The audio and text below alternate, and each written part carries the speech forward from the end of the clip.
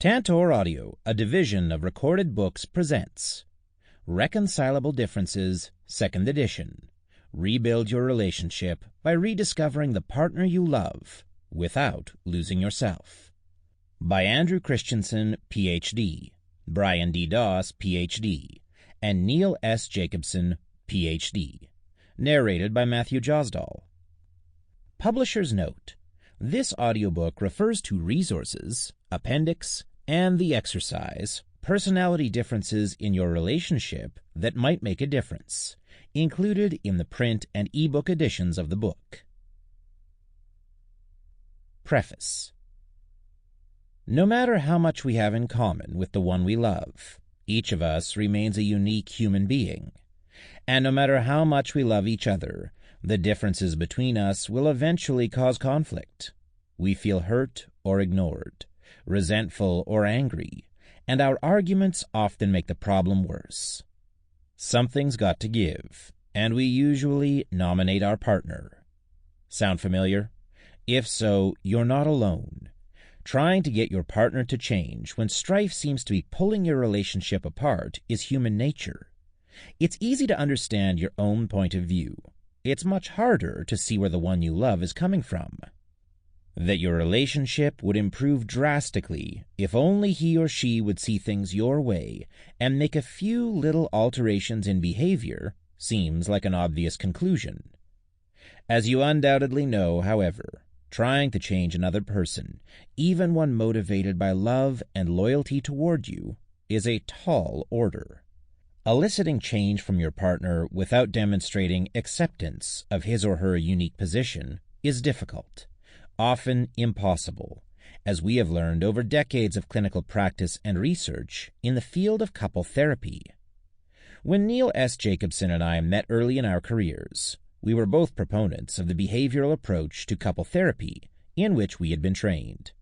This type of therapy teaches couples communication and problem-solving skills so that partners can make positive changes in their behavior toward each other. In studies conducted in North America, Germany, Australia, and elsewhere, the behavioral approach proved superior in helping couples improve their degree of satisfaction and reduce the conflict in their relationship compared to getting no treatment at all. The efficacy of the behavioral approach is supported by more research than any other therapy for couples. Neil became a leading exponent of this type of couple therapy and produced some of the best research studies showing its effectiveness. However, his studies and those of others showed the limitations of this approach. A good third of couples did not respond to the treatment, and even among those who did respond positively, a substantial number relapsed in the years following treatment. From a scientific standpoint, the best available wasn't that good. In 1991, when Neil invited me to speak at the University of Washington, we discovered that we had, separately and simultaneously, started to experiment with a different approach to couples in conflict. Though they were not identical, our interventions had one thing in common: the promotion of acceptance over change. We had developed ways in which partners could experience and accept the normal vulnerabilities that we all have, and the very natural incompatibilities that crop up between two unique individuals. With this acceptance, something paradoxical often occurred. Many of the needs and demands for change evaporated, and each partner became more amenable to making the changes that were truly important to the other. We decided to combine forces in developing our new treatment and in seeking a grant that would allow us to test its effectiveness. In 1993, we obtained a 3-year grant from the National Institute of Mental Health to conduct a small pilot study comparing our treatment to traditional behavioral couple therapy, TBCT.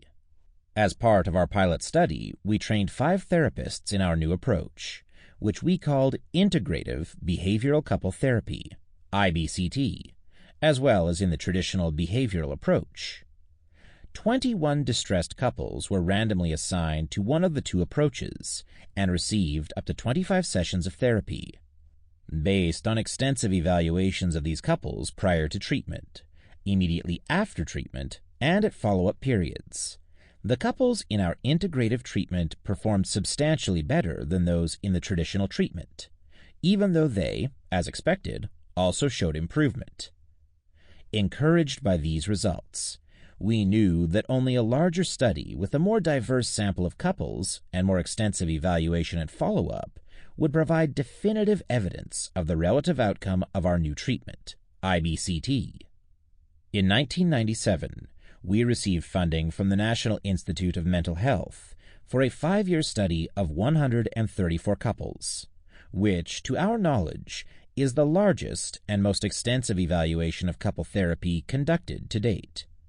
We selected couples in Los Angeles and Seattle who had serious and chronic marital discord. All were randomly assigned to one of the two treatments and received up to 26 sessions of couple therapy over about 8 months. Couples were followed for 2 years post-treatment. In 1998, Brian Doss joined the project as a graduate student with me at UCLA. In 1999, just 2 years into the project, Neil suffered a sudden, major heart attack and died at age 50. A personal tragedy for all those who knew and cared for him, it was also a major setback for our research. Fortunately, faculty and graduate students at the University of Washington, as well as graduate students at UCLA, stepped up to the challenge of working without Neil, and the project continued. We even obtained additional funding in 2003 to continue following couples for 5 years after the termination of therapy. Despite being seriously and chronically distressed, couples in both treatments showed substantial improvement that was largely maintained through 2 years of follow-up, even though the study design prohibited any additional therapy from our project for these couples after treatment ended. During each of the 6-month assessments through these first 2 years of follow-up, couples who had received IBCT showed significantly greater maintenance of change than couples who had received TBCT. At the 2-year follow-up, 69% of the couples in IBCT and 60% of the couples in TBCT evidenced clinically significant improvement relative to their initial functioning. During years 3 to 5 of follow-up, couples showed some deterioration, and differences between the two treatments were erased. Yet, 50% of couples still showed significant clinical improvement relative to their initial functioning at the final 5-year follow-up. We concluded that with these seriously and chronically distressed couples, additional booster sessions were probably needed to maintain treatment gains and the superior outcome of IBCT. For more information about this research, including copies of some of our research papers, please see our website, ibct.psych.ucla.edu. All couples who received our IBCT got the first edition of this book as a companion guide to their treatment. Although you are not getting one of the therapists we have trained along with the book, we believe that you can use this book to lessen conflict and increase intimacy in your relationship. Some of you may want to use the book as you seek professional assistance from a couple therapist. Others may find the book sufficient on its own. After the completion of our study, we have engaged in 2 major efforts at dissemination. First, the U.S. Department of Veterans Affairs chose IBCT as one of the evidence-based treatments to make available to veteran couples in need. Since 2010, I have been heavily involved in training VA therapists and consultants. Second, Brian spearheaded an effort to adapt IBCT for online delivery. Now a professor at the University of Miami, Brian obtained funding from the National Institute of Child Health and Human Development to develop and test this online system. Since 2009, Brian and I have worked together with our separate graduate students to develop and test this program. Both of these projects forced us to rethink IBCT and develop ways to make it more accessible. We wanted to incorporate these developments into our book, and thus decided to revise Reconcilable Differences. This revised edition is different from the first edition in 5 important ways. First, we help listeners define one core problem on which they will focus as they work through the book. Although couples often have a number of concerns, Usually those concerns center around one or two themes. For example, one couple might constantly struggle with responsibilities. Who should do what in terms of childcare and housework, and according to whose standards? Another couple might struggle with intimacy issues. How close should we be physically and emotionally? We believe it helps to focus in depth on one core issue. After success with this core issue, you can focus on other issues. Second, we provide a number of evidence-based questionnaires with instructions on scoring and interpretation, so you may evaluate your relationship and proceed based on sound knowledge. Third, we have introduced an acronym, the Deep Analysis, to assist you in understanding your struggles. D stands for differences in personality and interests that may contribute to conflict. The first E stands for emotional sensitivities that may make the differences more difficult to handle. The second E stands for external stressors that may complicate resolution of the problem. And finally, the P stands for patterns of communication. Couples interact about their difficulties as a way of resolving them, but often this communication not only does not solve the problem, but actually makes it worse. Early in the book, there are chapters devoted to each of these aspects of a deep analysis, with questionnaires to help listeners assess and evaluate these areas. Fourth, we have shortened parts of the book and tried to streamline it and make it more understandable. Finally, we have tried to be more inclusive with this edition. Although we suggested in the first edition that IBCT could work well with gay and lesbian couples, our examples focused exclusively on heterosexual couples. In this revision, we include examples from gay and lesbian couples as well. We believe these changes make the book much more usable in facilitating changes in your relationship. If there is one thing we have discovered in our years of work with couples, it is that advice is easy to give, hard to take, and even harder to implement. Although this book is aimed at ushering you and your partner to an understanding of how couples interact, what causes conflict, and how you might lessen yours, it purposely avoids sounds good, one-size-fits-all advice. Instead, we guide you toward an understanding of your own unique relationship and suggest ways to foster acceptance. To bring our points home, we have filled this book with couples facing problems a lot like yours. As the primary author of this book, I have generated these examples from my own practice, my supervision of couple therapy, and my personal experience. But each is a constructed amalgam so as to protect the confidentiality of any real couple.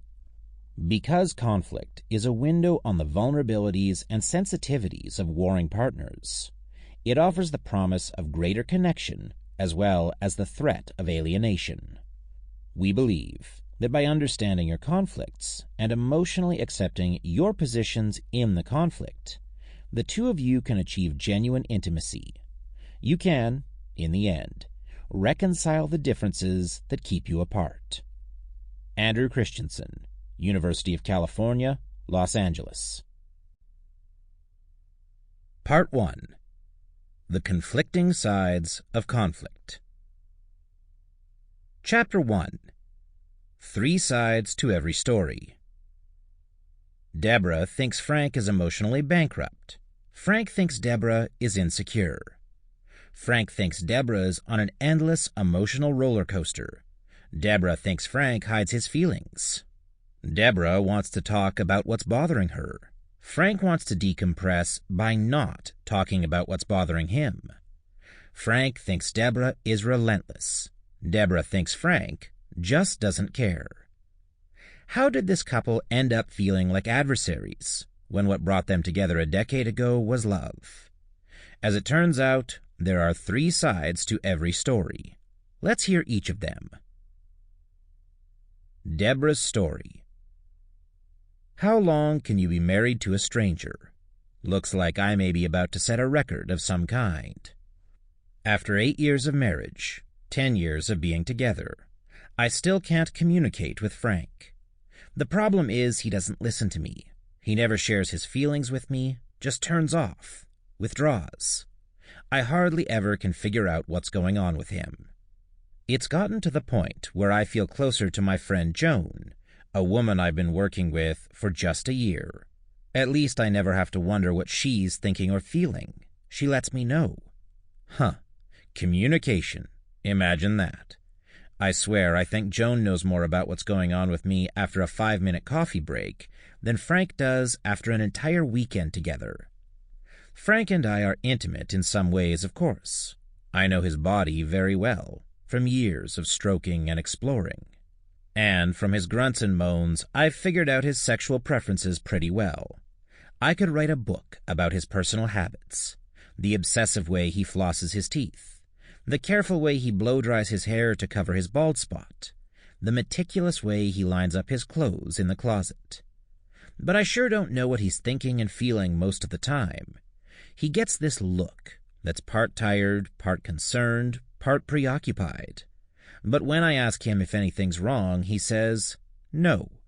When I ask him what he's feeling, he says, tired. When I ask him what he's thinking about, he says, work. If I ask him what about work, he says, just some problems. All his answers seem perfunctory and dutiful, like he doesn't want to tell me but has to. He might as well say it right out. I don't want to talk about this anymore. He'd rather watch a stupid show on television than connect with his own wife. Sometimes I wonder if he even has any feelings other than fatigue. Is that really a feeling? He just plods through life, always taking care of business, preoccupied with getting his work done, but never showing much excitement or pain. He says his style shows how emotionally stable he is. I say it just shows he's passive and bored. In many ways, I'm just the opposite. I have a lot of ups and downs, but most of the time I'm energetic, optimistic, spontaneous. Of course I get upset, angry, and frustrated sometimes. He says this shows I'm emotionally immature, that I have a lot of growing up to do. I think it just shows I'm human. He's the one who's emotionally stunted. I do share most of my thoughts and feelings with him, my problems at work, my reactions to my friends, my emotional highs and lows. His response, a sort of bland tolerance, sometimes interested, sometimes not, sometimes just going along out of habit, sometimes I really don't know. How can I when he doesn't tell me what's going on with him? So I just ramble on, feeling more and more like I'm talking to myself, the chatterbox wife with the bored husband. It wasn't like this at first. He was never very expressive, but he enjoyed listening to me, and he would tell me things about himself. In the beginning, even though the communication between us was never balanced, it was at least mutual. I thought he'd eventually get more comfortable with me and confide in me more, but he actually confides less now than when we first met. His lack of communication bothers me most when we disagree about something. I want to discuss our differences and try to work out a solution. I expect conflict in a close relationship. I'm not threatened by it, and I want to deal with it openly. But Frank won't even discuss it. At the first sign of tension, he runs.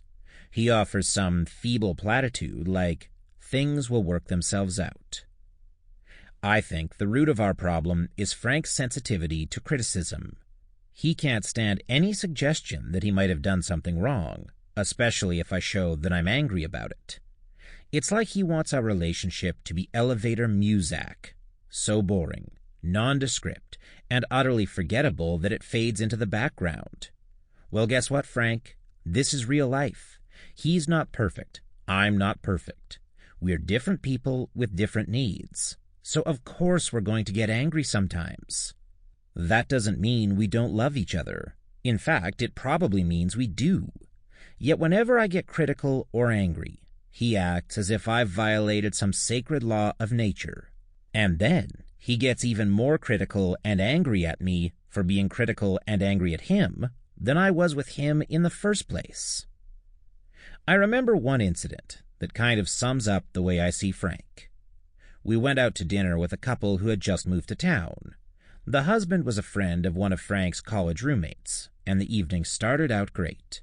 They were a charming couple, and since we'd never met and they were new in town, we had a lot to talk about. As the evening wore on, I became more and more aware of how wonderful their life was. They seemed genuinely in love, even though they had been married longer than we have. No matter how much the man talked to us, he always kept in contact with his wife, touching her, making eye contact with her, or including her in the conversation, and he used "we" a lot to refer to them. Watching them made me realize how little Frank and I touch, how rarely we look at each other, and how separately we participate in a conversation. I wanted to put my hand on Frank's knee, or hold his hand, just to have the appearance of being a couple. But I was afraid Frank wouldn't respond, or worse, would give me that look that says, "Not now." Sometimes I think he is embarrassed to be with me. Anyway, I admit it. I was envious of this other couple, and to make matters worse, they had money. Of course, they were much too polite to mention it, but as they casually referred to the private schools their kids went to and the vacations they took, I realized they were not struggling to get by. After dinner, we went back to their place, and their house was incredible. Not ostentatious, but tasteful, classy, and expensive, with some beautiful antique furniture and some oriental rugs that I was tempted to steal. We once looked for a house in their neighborhood, but we couldn't afford even the least expensive ones. They seemed to have it all: loving family, beautiful home, leisure, luxury. What a contrast to Frank and me, struggling along, both working full-time jobs, trying to save money, sometimes barely managing to pay the bills. I wouldn't mind that so much if only we worked at it together. But we're so distant. Even though we have similar goals in mind, it doesn't feel like we're on the same team. When we got home, I started expressing those feelings. I wanted to reevaluate our life as a way of getting closer. I don't like the materialistic side of myself. Envying other people's wealth makes me feel shallow. I thought maybe we needed to adjust our priorities, not struggle so much for the almighty dollar. Maybe we couldn't be as wealthy as these people, but there was no reason we couldn't have the closeness and warmth they had. As usual, Frank didn't want to talk about it. When he said he was tired and wanted to go to bed, I got angry. It was Friday night, and neither of us had to get up early the next day. The only thing keeping us from being together was his stubbornness. It made me mad. I was fed up with giving in to his need for sleep whenever I brought up an issue to discuss. I thought, why can't he stay awake just for me sometimes? I wouldn't let him sleep. When he turned off the lights, I turned them back on. When he rolled over to go to sleep, I kept talking. When he put a pillow over his head, I talked louder. He told me I was being a baby. I told him he was insensitive. It escalated from there and got ugly. No violence, but lots of words that shouldn't have been said. He finally went to the guest bedroom, locked the door from the inside, and went to sleep. The next morning we were both worn out and distant. He criticized me for being so irrational, which was probably true. I do get irrational when I get desperate. But I think he uses that accusation as a way of justifying himself. It's sort of like, if you're irrational, then I can dismiss all your complaints and I am blameless. But I didn't make much of a protest. I just thought, what's the use? Frank's story. Deborah never seems to be satisfied. I'm never doing enough, never giving enough, never loving enough, never sharing enough. You name it, I apparently don't do enough of it. There's a line from an old song that goes, "Too much is not enough." That's Deborah. Or, to put it another way, I sometimes think of the old Dylan song, "Too much of nothing." Deborah sometimes acts like everything I do to please her amounts to nothing. I get no credit for what I do for her. Sometimes she gets me believing I really am a bad husband. I start feeling as though I've let her down, disappointed her, not met my obligations as a loving, supportive husband. But then I give myself a dose of reality. What have I done that's wrong? I'm an okay human being. People usually like me, respect me. I hold down a responsible job. I don't cheat on her or lie to her. I'm not a drunk or a gambler. I'm moderately attractive, and I'm a sensitive lover. I even make her laugh a lot. Yet, I don't get an ounce of appreciation from her, just complaints that I'm not doing enough. I think she must be insecure. She wants constant reassurance. I told her once in desperation, "Look, I love you. Until further notice to the contrary, you can assume that I still love you. I promise to inform you of any change in the status of these feelings. You don't need to keep checking." Maybe she's bored with her life and blames that on me. She's always looking for high drama and excitement in the relationship. It's really a soap opera view of love, where everything has to be heavy and emotional. But marriage should be a place where I can retreat from the stresses and demands of my life, not an addition to them. She's always asking me how I'm feeling. The truth is, sometimes I'm not feeling a damn thing, and that feels damn good. It's like she assumes I have all these emotions bottled up inside, and I'm refusing to share my inner life with her. But that's not the way it is. Often I'm exhausted from work and just want to veg out, flip on the television, crash on the sofa, and suck on a beer. It doesn't matter what show is on. Heck, I even like the commercials. I'm not there for intellectual stimulation or social chit-chat. Maybe one of these days I'll start growing vines from my ears, as Deborah suggests. But to me, it's relaxing. Now I ask you, is what I'm doing morally wrong? Is it constitutionally forbidden? Is it a positive sign of decadence? To hear Deborah, you'd certainly think so. Don't get me wrong, I'm not always exhausted or stressed out. In fact, I think I pace myself rather well, especially compared to Deborah. I organize my life so I'm prepared for the demands and stresses that go with my job and my home life. I'm not thrown by events the way Deborah is. Her feelings are like a roller coaster. It's a fun ride sometimes, but you never know if there's a stomach-churning drop around the next turn. I can't live that way. A nice, steady cruising speed is more my style. But I don't put Deborah down for being the way she is. I'm basically a tolerant person. People, including spouses, come in all shapes and sizes. They aren't tailored to fit your particular needs. So I don't take offense at little annoyances.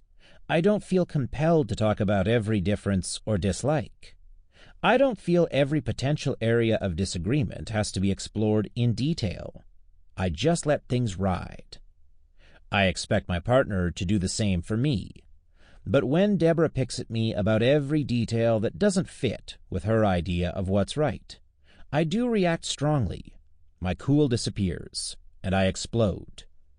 Deborah accuses me of being an emotional pack rat, of storing bad feelings until an opportune time. But that's not true. I don't go around dwelling on whatever injustices or irritations I've had to put up with. I don't hoard them in secret until I can reveal them in some dramatic display. But when I'm criticized for some small thing, I suddenly remember what I've suffered without a word, and I get furious at the injustice of it. I can handle most of my problems myself. I don't lay them on other people, and I don't hold others responsible for solving my problems. Deborah can't seem to understand that there are certain things that I can only work through alone. I remember driving home with Deborah after a night out with a couple we had just met. The husband was a friend of my college roommate, Willie. They were an attractive, impressive couple. He had come to town to manage one of our commercial banks. She had joined one of our family law firms. I was surprised that old goofball Willie, whom I had always thought of as sort of shallow, had such interesting and classy friends. On the way home, I was wondering what kind of impression I'd made on them. I was tired that evening and not at my best. Sometimes I can be clever and funny in a small group, but not that night. Maybe I was trying too hard. Sometimes I have high standards for myself and get down on myself when I can't live up to them. But this other couple wasn't particularly clever either. Maybe we were all sizing each other up, like on a first date. I never much liked first dates. always wanted to get past them to the comfortable stage. Deborah interrupted my ruminations with a seemingly innocent question. Sample complete. Ready to continue?